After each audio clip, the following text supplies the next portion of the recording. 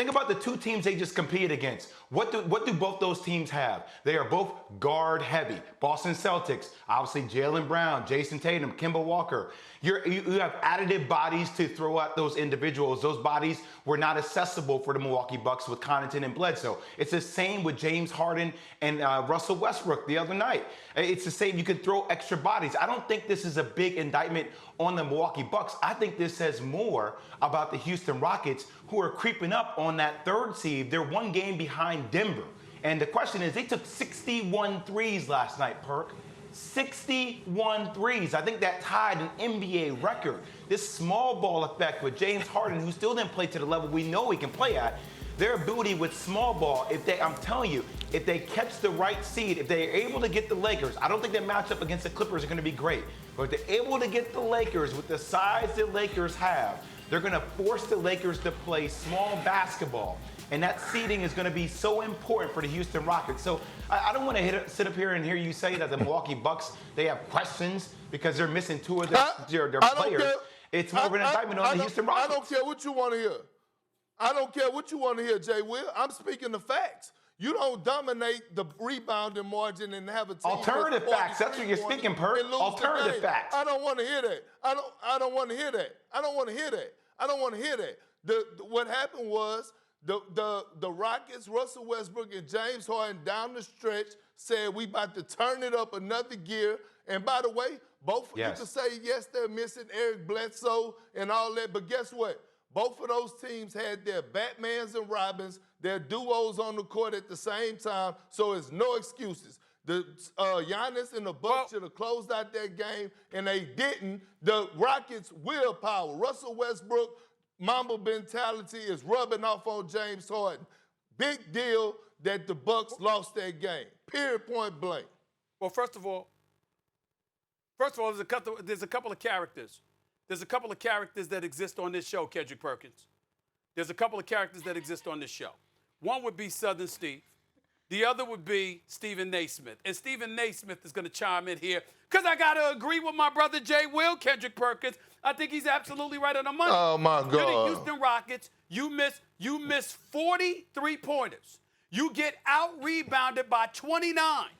And you still win this game because Russell Westbrook, being the stud that he is creating opportunities on the perimeter for other dudes. James Harden didn't even have his greatest game, and Houston still ended up winning this game. I think this is a big deal for the Houston Rockets. I think they've put everybody on notice. This encounter that we've all been looking forward to all year long between the Lakers and the Clippers, Jay Will's absolutely right.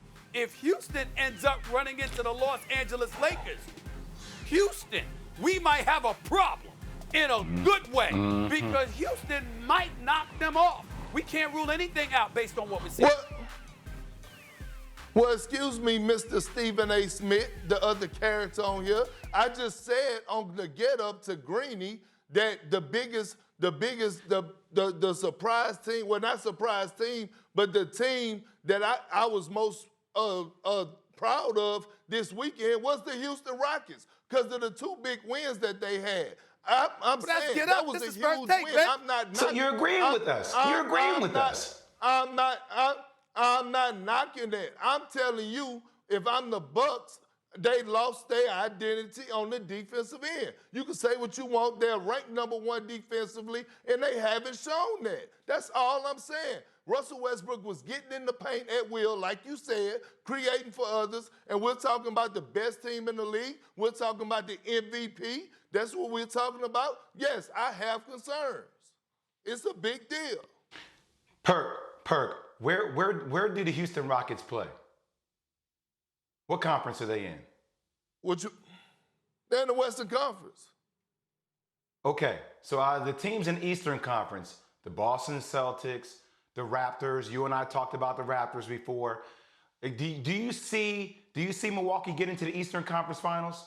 Are you worried about Milwaukee getting to the Eastern Conference Finals? Yes, I am, because they're going to have to probably face the Miami Heat.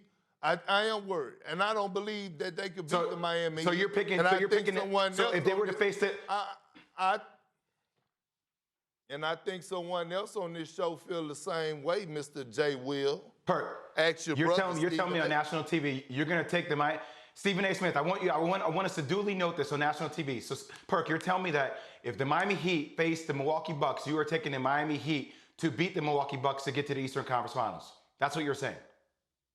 Yeah, yes, Jay Will. Yes, I'm standing here one deep in my house in Houston, Texas, telling you that if they face the Miami Heat, I like the Miami Heat chances on beating the Milwaukee Bucks. That's your answer. That's my answer. Okay. You got it? Oh, Now, Stephen all right. A., can you chime All in? right, I got it 'Cause now. just I'm heard going to you hold say your feet to something the about- fire on that. Well, That's fine.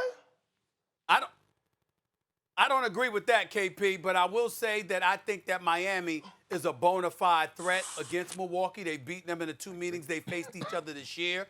They've got perimeter shooting. If they get hot, they can definitely take Milwaukee out. But my money's still on Milwaukee in that series, probably in 6 games. That's how I view it. But in the end, getting back to Houston, what I'm saying is this. Russell Westbrook, the way that he is playing right now, he's not even trying to attempt that many threes anymore, which is a beautiful thing because he's looking to attack the basket. He's reading defenses. He's seeing opportunities to kick it out to open shooters, and then Tony's got them surrounded.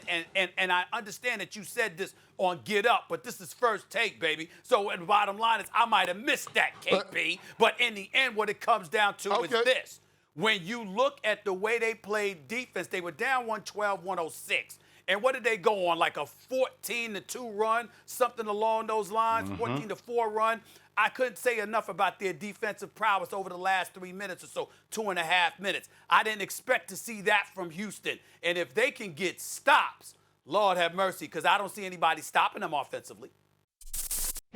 Thanks for watching ESPN on YouTube. For live streaming sports and premium content, subscribe to ESPN+.